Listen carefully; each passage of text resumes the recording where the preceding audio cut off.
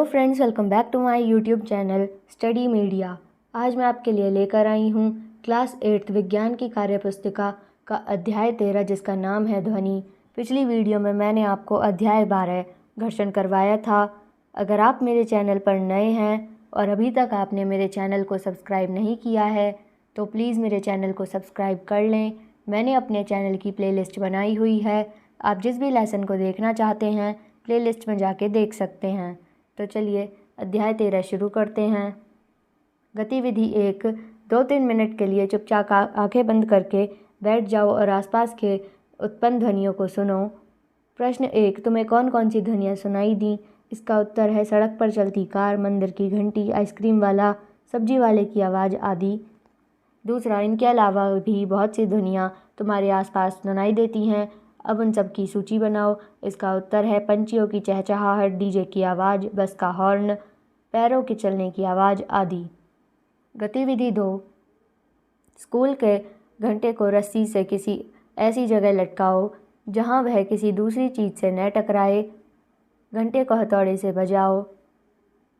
क्या घंटे की आवाज़ बजने के एकदम बाद बंद हो गई? नहीं। जब घंटे की आवाज़ आ रही है तो उसे धीरे से उंगली से छुओ। तुम्हें कैसा महसूस हो रहा है? इसका उत्तर है घंटे से कंपन महसूस हो रहा है। घंटे को दोबारा बजाओ और उसे कसकर पकड़ लो। क्या घंटे को पकड़ने के बाद भी तुम्हें पहले जैसा आवाज़ सुनाई दे रही है और क्यों? इसका उत्तर है नहीं, क्योंकि छूने से कंपन बंद हो जाता है। गतिविधि 3, एक थाली लो, उसमें पानी भरो, इसे एक चम्मच से बजाओ। पानी की सतह पर तुमने क्या देखा? जल तरंगे। सोचकर बताओ ऐसा क्यों होता है? चम्मच के कंपनों के कारण। अब थाली को बजाकर पकड़ लो जिससे ध्वनि बंद हो जाएगी। ऐसा करने से पानी की सतह पर क्या असर हुआ? छूने से कंपन बंद पड़कर बंद हो जाता है तो यह ध्वनि भी बंद हो जाएगी। सोचकर बताओ कि ध्वनि उत्पन्न होने के कारण थाली में किस क्रिया का होना आवश्यक है? इसका उत्तर है कंपन का। अपने आसपास कोई ऐसे 3 उदाहरण दो जिसमें वस्तु में होने वाले कंपनों को देखा जा सकता है। इसका उत्तर है सितार का तार, ढोलक की झिल्ली, स्कूल की घंटी। गतिविधि 4, नीचे दिए गए चित्रों को देखकर बताओ। प्रश्न 5, दोनों परिस्थितियों में किसमें घंटी की आवाज़ सुनाई देगी? इसका उत्तर है चित्र 2 में आवाज़ सुनाई देगी, चित्र 1 में नहीं। इस आधार पर तुमने क्या निष्कर्ष निकाला? चित्र 1 में निवृत्ति है और ध्वनि एक यांत्रिक तरंग है जिसको संचरण के लिए माध्यम चाहिए। 1 सेकंड में होने वाले कंपनों की संख्या को आवृत्ति कहते हैं। प्रश्न 6, तुम्हें क्या लगता है कि ध्वनि संचरण की गति ठोस, द्रव या गैस माध्यम में से किस में अधिक होती है? इसका उत्तर है ठोस, उसके बाद द्रव, उसके बाद गैस। यह गति किस माध्यम से सबसे कम होगी? इसका उत्तर है गैस में।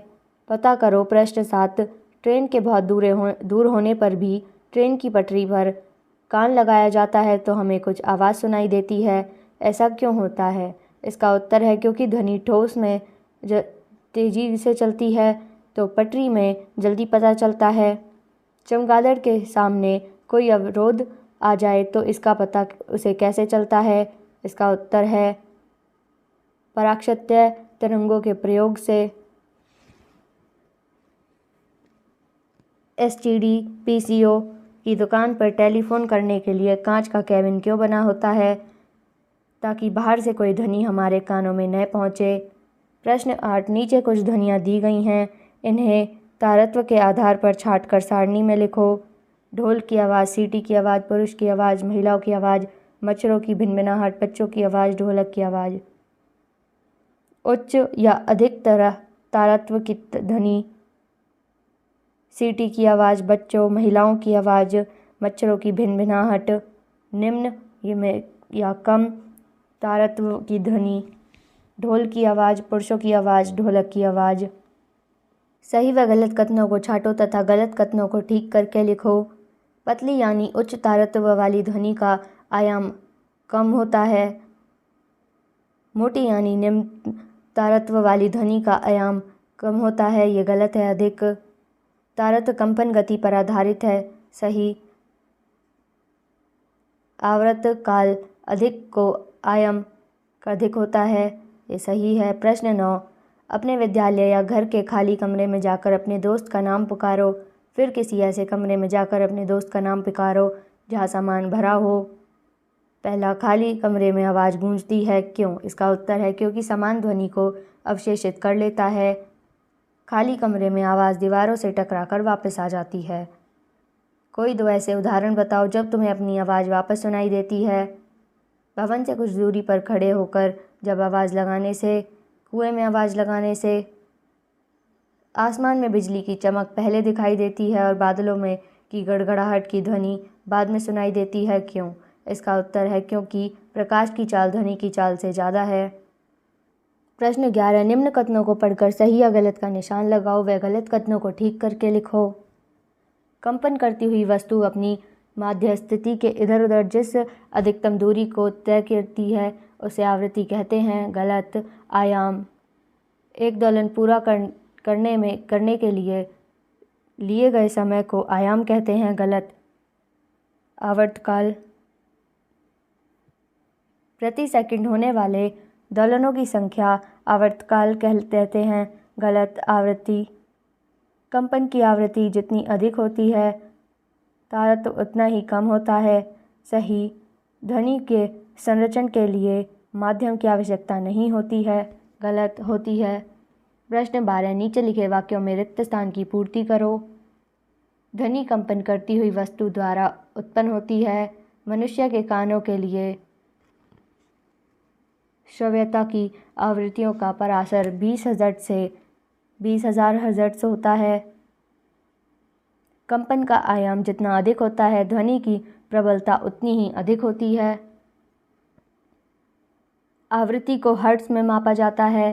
प्रश्न 13, चित्र में दिए गए वाद्य यंत्रों को देखो, इन सभी की में एक बड़ा खाली बक्सा क्यों है?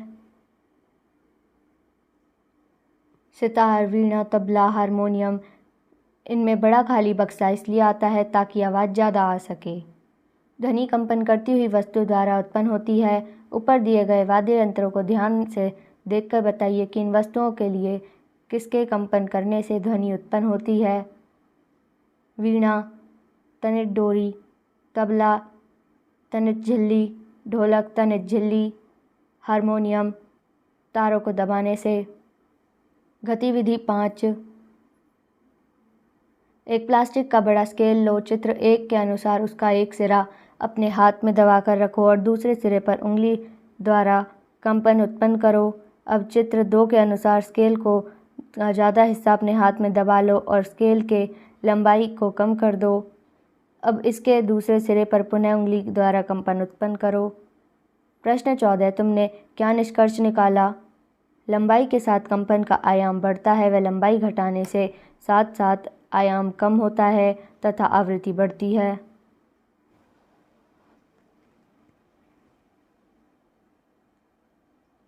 प्रश्न 15, दिए गए चित्र में किस तरह के प्रदूषण की बात की गई है? ध्वनि प्रदूषण। इस प्रदूषण के क्या क्या कारण हो सकते हैं? लाउडस्पीकर, वाहनों के हॉर्न, तेज आवाज़ में गाने सुनना, डीजे बजाना। इसकी वजह से हमें किस तरह की परेशानियां हो सकती हैं? सिर दर्द, बेचैनी, अनिद्रा।